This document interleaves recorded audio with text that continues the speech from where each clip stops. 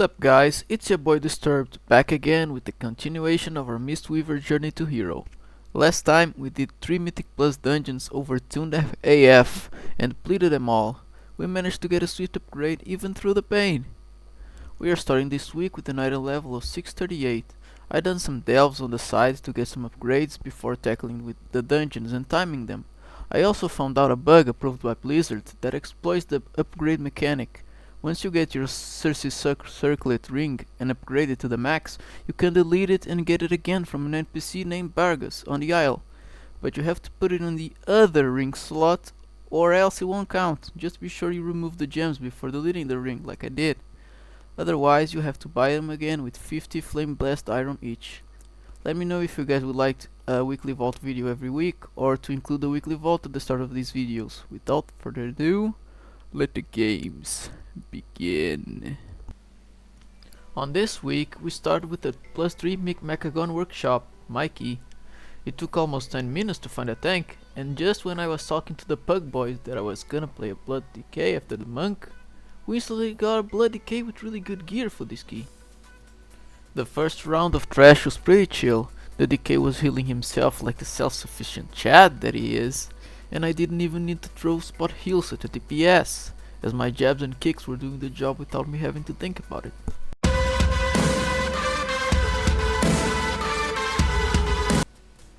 So, for the first round of pounding the bosses, What do you mean by that? you have to wait for the long ass RP to finish, on a timer by the way, so you can actually start beating them up. We have shredder wheels that come from all corners and go all the way to the middle. You have to dodge them, and it can be easily done if you're looking at your monitor. Then we have a mechanic from the No Mercy 4.0 called Foe Flipper that does what its name implies.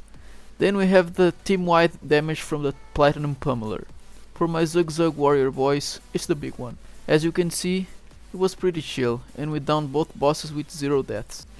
Look at that, we even got an achievement! You can't touch this.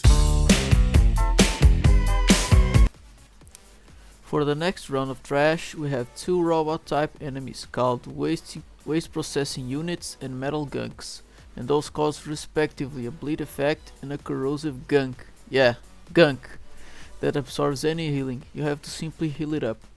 Next up in the boss room, we have robot dogs that leave a nasty magic debuff through the ability Fiery Jaws, that you have to dispel it if you're class clan. If not, you got no choice but to how to heal its damage. For the second boss, is actually pretty straightforward. The dog periodically summons a big box of junk that smashes players under it. You have to avoid its fall. He casts an ability that makes him leap to 3 random players aside from the tank, and you have to get away from each other in a way that the boss does not collide with the current box. The other mechanic is that the boss casts an AoE channel that hurts a lot if you get more than 1 or 2 takes of it. So you have to use that same box that is not on fire to line of sight the boss's ability and avoid any damage at all. Rinse and repeat and it's dead. If you have Bloodlust, Heroism or Drums, I suggest using it here. Next up we have some glorified rares before the third boss, with nothing worthy of talking about aside from a dispel that you gotta do to avoid its sticking damage. The real challenge of this dungeon lies ahead, and spoiler alert, it's not either of the bosses. Okay, this is it. The Time Waster, the Depleter of Keys. Some people like to call it my nemesis. Good old Mechagon Sentry Robot Maze. MSRM for short. Here's the thing, I got caught once and then no problem. Then my Paladin and Hunter were too comfortable being top DPS that decided to take their sweet time with the robots. Boy, especially the Paladin. Bro will have PTSD in the future when he has to run this dungeon again.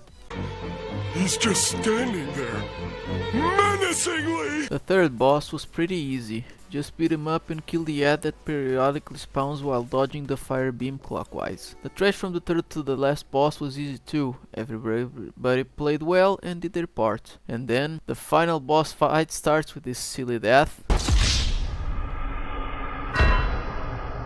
Ouch. Guess bro was too busy typing. The DK got him back up and no more problems. But as devil's advocate, I can say it is indeed hard to stay alive in this fight, since the boss has two phases. No particularly hard mechanics, but an annoying one that depending on the RNG, it can be impossible to survive. As follows: the boss spawns some sparks on the ground that have to be dodged. But don't fret, they have arrows showing the direction they are heading towards. The hard part is on the second phase, because the boss stays on the edge of the room and the sparks can come from behind.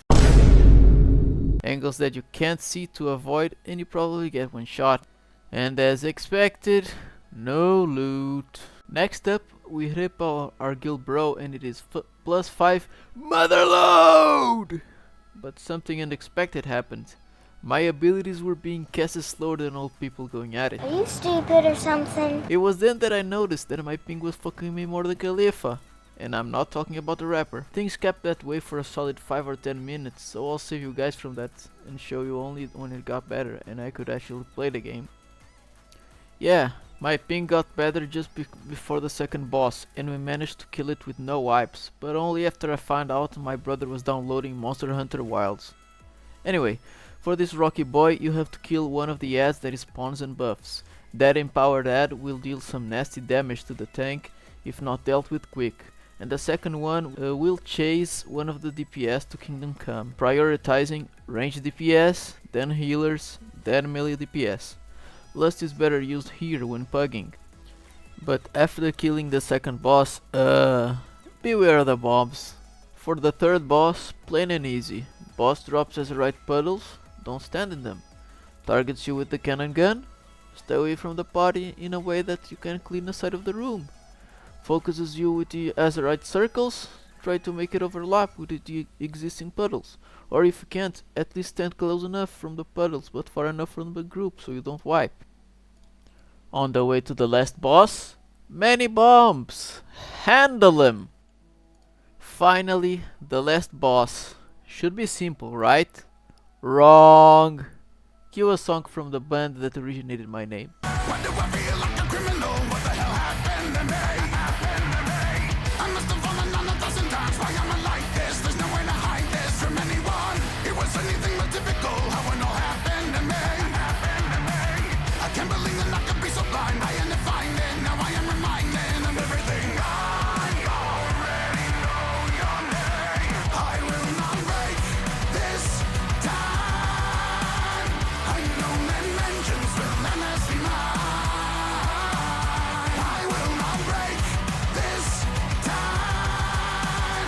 I know that vengeance will never be mine. Time is ticking away, ticking away. If I can leave the past behind, that's been crippling me, sickening me.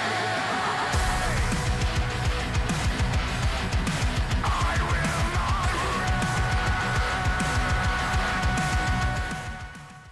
As you can see, bro was clearly bugged. The timer was looking rough and I thought we were not gonna time it, but then I remembered the key ability from all monk specializations that was ripped straight out of Kung Fu Panda. You're bluffing! Shifu didn't teach you that. Nope. I figured it out. Skadoosh. And then, with 37 seconds on the clock, we managed to time this key. It was pretty rough, lots of lag, but we managed to kill it. My Keystone got upgraded into a +6 Theater of Pain. This dungeon isn't getting old anytime soon. Tank tanked, DPS was pumped, and the mage helped me with dispelling the curses. What more could you ask? This run was smooth as butter. Well, aside from that one time I got yeeted into oblivion. We managed to clear it with 6 minutes remaining on the timer with only 5 deaths and got 33 score out of that. Next up, we went to my next Keystone that became a +7 Priory. At first it went pretty chill, but then we get to whatever this is you're seeing and the heal checks go through the roof and hell ensues. Take a look just how many times we die here.